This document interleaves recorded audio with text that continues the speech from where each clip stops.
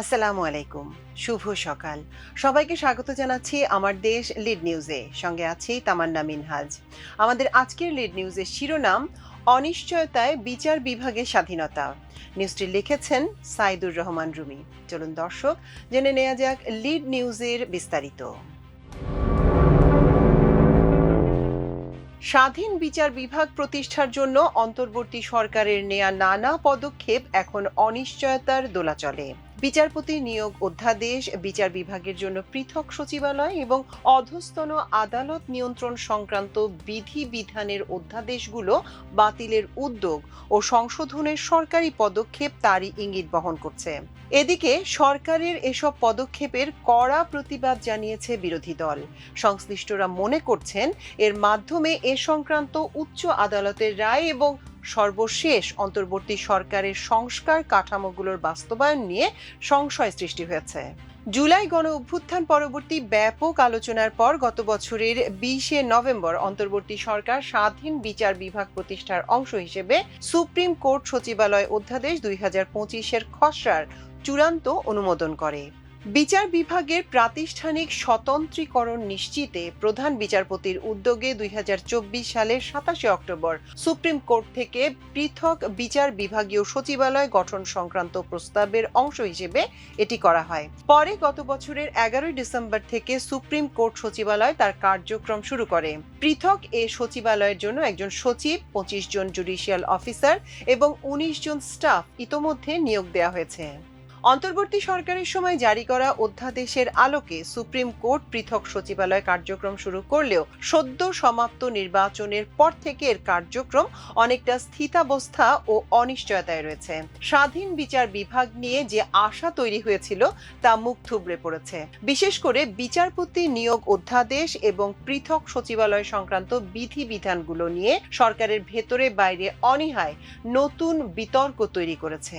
এ প্রসঙ্গে সদ্য সাবেক প্রধান বিচারপতি সৈয়দ রেফাত আহমেদ আমার দেশকে বলেন, স্বাধীন বিচার বিভাগ প্রতিষ্ঠার অংশ হিসেবে কঠোর পরিশ্রম ও একান্ত প্রচেষ্টায় অনেক কাজের অংশ হিসেবে পৃথক বিচার বিভাগ সচিবালয় প্রতিষ্ঠা করি। এছাড়া আমার সময়ই বিচারপতি নিয়োগের স্বচ্ছতা ও জবাবদিহিতা নিশ্চিতে বিচারপতি নিয়োগ অধ্যাদেশ জারি করা হয়। সব উদ্যোগই ছিল স্বচ্ছ। স্বাধীন বিচার বিভাগ প্রতিষ্ঠায় আমার অঙ্গীকারের অংশ। আশা করছি এগুলো আরো এগিয়ে নেওয়া হবে। বর্তমানে সরকারের এ সংক্রান্ত সর্বশেষ আপডেট পাওয়ার জন্য আমাদের হয়তো আরো কিছুদিন অপেক্ষা করতে হবে। সুপ্রিম কোর্টের সিনিয়র আইনজীবী আহসানুল করিম বলেন, বিচার বিভাগের জন্য পৃথক সচিবালয় হয়েছে, এটা ভালো খবর ছিল। কিন্তু মাজদার হোসেন মামলার 12 দফা নির্দেশনা মানার ব্যাপারে সরকারের আন্তরিকতা প্রশ্নের সম্মুখীন। বিচারক নিয়োগ, বদলি, পদোন্নতি কিংবা সুপ্রিম জুডিশিয়াল কাউন্সিলের কার্যক্রম সব ক্ষেত্রেই সরকার চাইলে তার ক্ষমতা দেখাতে পারে। তাই বিচার বিভাগ পৃথক হলেও সম্পূর্ণ স্বাধীন হবে কিনা তা নিয়ে সন্দেহ থেকেই যায়। তিনি বলেন, অধ্যাদেশের ধারা 1-2 উল্লেখ আছে, 2 সুপ্রিম কোর্টের সচিবালয় স্থাপন সম্পন্ন ও ইহার কার্যক্রম পূর্ণরূপে চালু হওয়া সাপেক্ষে সরকার বাংলাদেশ সুপ্রিম কোর্টের সহিত পরামর্শক্রমে ধারা 7-এর বিধানাবলী সরকারি গ্যাজেটে প্রজ্ঞাপন দ্বারা কার্যকর করিবে। অর্থাৎ সুপ্রিম কোর্ট সচিবালয় প্রতিষ্ঠার আইন হলেও তা বাস্তবায়ন হওয়ার আগ পর্যন্ত বিচারকদের বদলি, পদায়ন, নিয়ন্ত্রণ ও শৃঙ্খলা বিধান সংক্রান্ত বিষয়ে সরকার অধীনেই রয়ে গেছে। অন্যদিকে এখন বিচারপতি ও বিচারকদের জবাবদিহিতা ও সুপ্রিম জুডিশিয়াল কাউন্সিলের কাছে, আর প্রধান বিচারপতির জবাবদিহিতা রাষ্ট্রপতির কাছে। প্রধান বিচারপতির নিয়োগ রাষ্ট্রপতির হাতেই আছে। রাষ্ট্রপতি এক্ষেত্রে কাজ করেন প্রধানমন্ত্রীর পরামর্শে। তাহলে প্রধান বিচারপতির নিয়োগ কিভাবে রাজনীতি মুক্ত হবে বলে প্রশ্ন উত্থাপন করেন তিনি।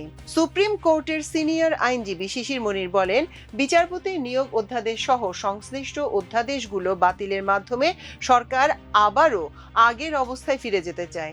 অর্থাৎ আবার আগের মতোই দলীয় বিবেচনায় বিচারপতি নিয়োগ শুরু করার চেষ্টা করা হবে, যা জুলাই অভ্যুত্থানের স্পিরিট এবং গণমানুষের আকাঙ্ক্ষা ধূলিসাৎ করবে। এ সিনিয়র আইনজীবী আরো বলেন, অন্তর্বর্তী সরকারের করা সংস্কারের 133টি অধ্যাদেশের 12টি প্রধান সংস্কার অধ্যাদেশ বাতিল করার উদ্যোগ নিয়েছে বর্তমান বিএনপি সরকার, যার মধ্যে অন্যতম হল বিচারপতি হিসেবে অধ্যাদেশ, সুপ্রিম কোর্ট সচিবালয় অধ্যাদেশ, মানবাধিকার ও গুম অধ্যাদেশ ইত্যাদি। এসবই দীর্ঘদিন গণমানুষের আকাঙ্ক্ষা। বিদ্যমান পরিস্থিতিতে অধস্তন আদালতের বিচারকদের সংগঠন ইয়াং জাজেস ফর জুডিশিয়াল রিফর্ম নেতারা বলছেন, অন্তর্বর্তী সরকারের স্বাধীন বিচার বিভাগ সচিবালয় প্রতিষ্ঠা যুগান্তকারী পদক্ষেপ। 2007 সালে আংশিক পৃথকীকরণ হলেও অধস্তন আদালতের নিয়ন্ত্রণ কার্যত নির্বাহী বিভাগের হাতেই ছিল। তারা জানান, রাষ্ট্র সংস্কারে সরকারি দল বিএনপির ঘোষিত 31 দফার 9 নম্বর দফায় স্পষ্টভাবে অঙ্গীকার করা হয়েছে, মাজদার হোসেন মামলার রায়ের আলোকে বিচার বিভাগের কার্যকর স্বাধীনতা নিশ্চিত করা হবে, অধস্তন আদালতের নিয়ন্ত্রণ ও শৃঙ্খলা বিধানের কর্তৃত্ব সুপ্রিম কোর্টের উপর ন্যস্ত করা হবে এবং বিচার বিভাগের জন্য সুপ্রিম কোর্টের নিয়ন্ত্রণাধীন একটি পৃথক সচিবালয় থাকবে। পাশাপাশি বিএনপির নির্বাচনী ইশতেহারের সাংবিধানিক সংস্কার অংশের 20 নং দফায় অধস্তন আদালতের বিচারকদের চাকরির নিয়ন্ত্রণ সম্পূর্ণভাবে সুপ্রিম কোর্টের উপর ন্যস্ত করতে সংবিধান সংশোধনের অঙ্গীকার রয়েছে এবং স্বাধীন বিচার বিভাগ অংশ পৃথক সচিবালয়কে আরও শক্তিশালী করার প্রতিশ্রুতি দেওয়া হয়েছে। অন্যদিকে জুলাই আগস্ট গণ অভ্যুত্থানের অন্যতম মূল স্পিরিট ছিল রাষ্ট্রের প্রতিটি প্রতিষ্ঠানের জবাবদিহিতা ও স্বাধীনতা নিশ্চিত করা। জুলাই জাতীয় সনদে দেশের সব প্রধান রাজনৈতিক দল স্বাধীন বিচার বিভাগ প্রতিষ্ঠার বিষয়ে একমত হয়েছে। তাই জাতীয় ঐকমত্যকে সম্মান জানানোই নির্বাচিত সরকারের সাংবিধানিক ও নৈতিক দায়িত্ব বলে মনে করে ইয়াং জাজেস ফর জুডিশিয়াল রিফর্ম। এমত অবস্থায় সংসদের প্রথম অধিবেশন শুরুর তারিখ থেকে 30 দিনের মধ্যে সুপ্রিম কোর্ট সচিবালয় অধ্যাদেশ 2025 আইন হিসেবে পাশ করার জন্য সরকারের কাছে জোর দাবি জানান ইয়াং জাজেস ফর জুডিশিয়াল রিফর্মের নেতারা। একই সঙ্গে রাজনৈতিক দলগুলোর নির্বাচনী ইশতেহারে দেয়া অঙ্গীকার এবং জুলাই জাতীয় সনদের ঐকমত্য অনুযায়ী বিচার বিভাগের পূর্ণাঙ্গ স্বাধীনতা নিশ্চিত করতে সংবিধানের প্রয়োজনীয় সংশোধনেরও অনুরোধ জানান তারা। এ বিষয়ে সুশাসনের জন্য নাগরিক সুজন সম্পাদক বদিউল আলম মজুমদার আমার দেশকে বলেন, অন্তর্বর্তী সরকারের 133 অধ্যাদেশের মধ্যে সরকারি দলের পক্ষ থেকে 113টি অনুমোদনের সিদ্ধান্ত নেওয়া হয়েছে। বাকি 20টি অধ্যাদেশ যাচাই বাছাই চলছে।